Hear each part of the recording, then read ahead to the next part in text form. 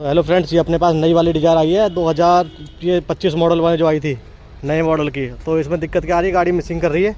इसमें देखो EGR वगैरह ये वाला दिया हुआ है। इसमें ये प्लग खोलने वाला जो है ये 14 नंबर का दे रखा है। इस 14 की गोटी से खुलती है इसमें। और इसमें आई है गाड़ी हमारे पास मिसिंग का कंसर्न है इसमें, तो मिसिंग के हम चेक कर रहे हैं। तो इसमें देखो ये सुबह सुबह बता रहे हैं कस्टमर की मिसिंग कर रही है। तो इसमें ये देखो प्लग, 2 प्लग देखो बिल्कुल शॉर्ट हो गए हैं। ये अब इसमें सही से दिख नहीं रहा, ये देखो 2 प्लग शॉर्ट हो गए हैं। इस वजह से गाड़ी मिसिंग कर रही है। और अब नए प्लग इसमें डाल रहे हैं। ये नए प्लग मारुति के जेन्युइन मंगाए हैं। बाकी ये 3 सिलेंडर वाली जो डिजायर है वो वाली है इसका। बाकी इसका अब देखते हैं धीरे धीरे आगे फीडबैक कैसा आता है।